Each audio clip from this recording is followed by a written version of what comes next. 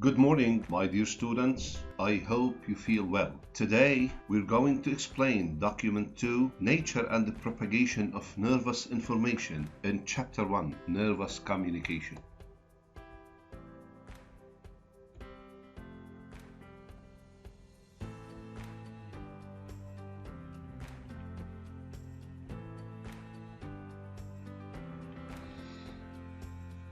By the end of this video, students must be able to cope with the following objectives: distinguish between stimulation and excitation, list the different types of stimuli, define threshold intensity of stimulation, ineffective intensity and effective intensity, and finally conclude that the nerve fiber obeys the law of all or none.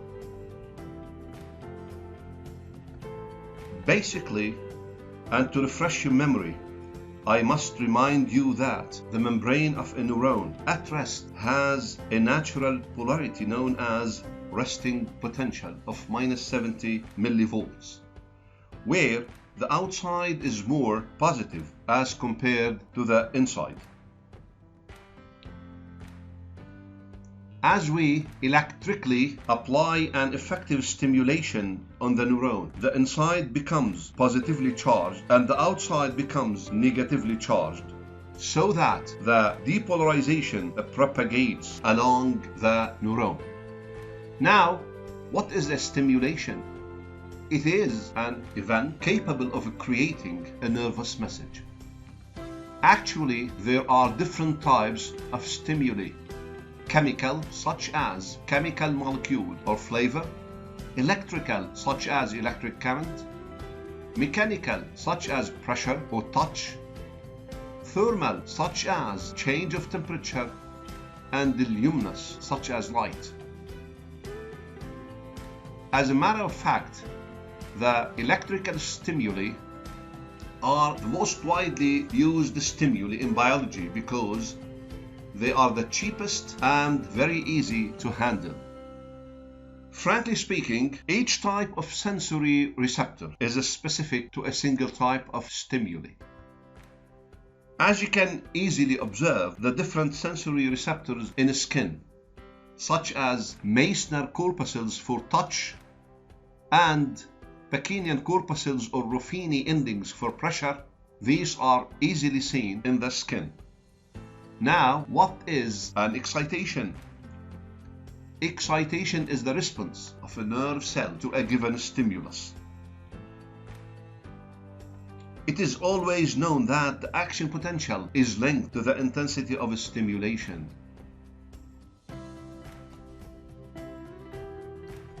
If we talk about the excitation threshold, which is the depolarization value that the membrane must reach for an action potential to appear, it is approximately -55 millivolts in a neuron.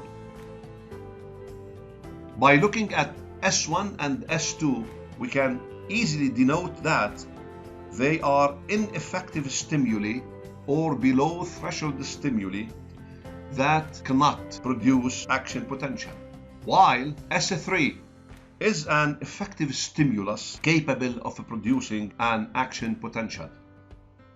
Now, as we focus or concentrate on the intensity of stimulation, we must know that there are different intensities.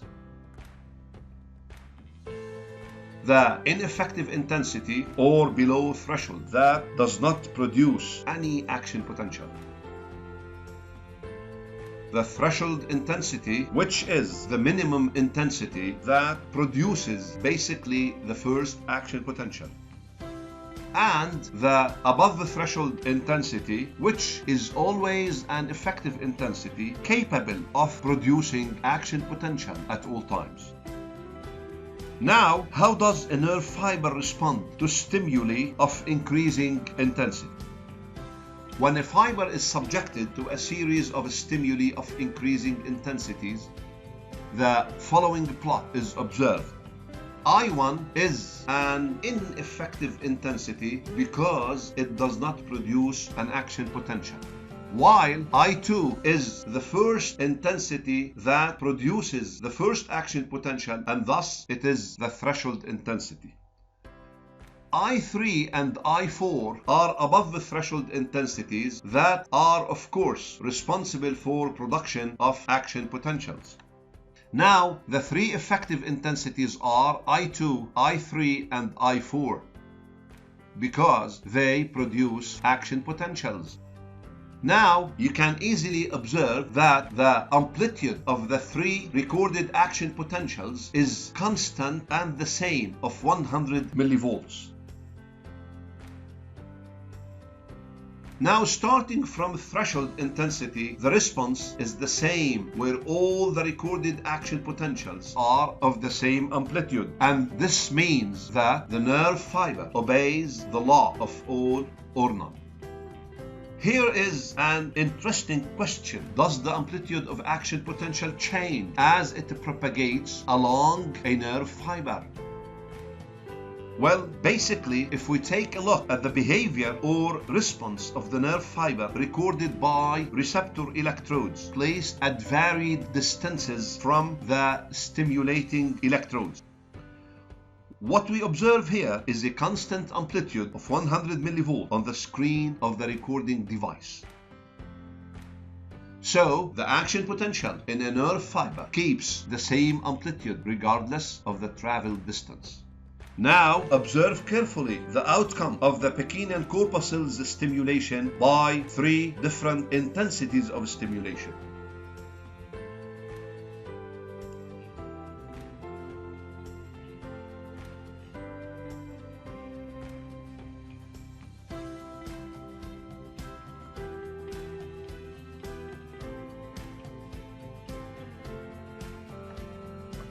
The stimulation of the pequeños corpuscles with low effective intensity of stimulation produces two action potentials, while the stimulation of these corpuscles with medium effective intensity of stimulation produces four action potentials.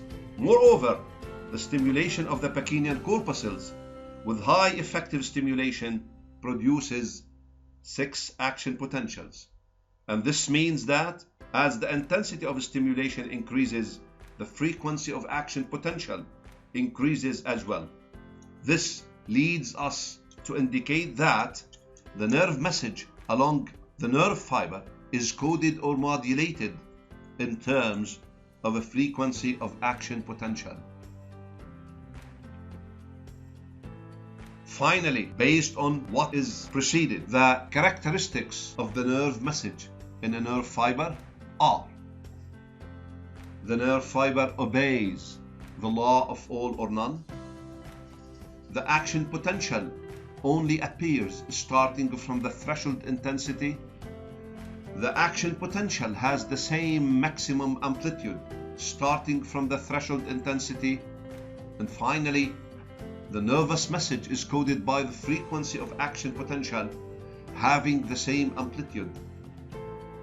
The higher the stimulation intensity, the higher the frequency of action potential, which is the number of action potentials per unit of time.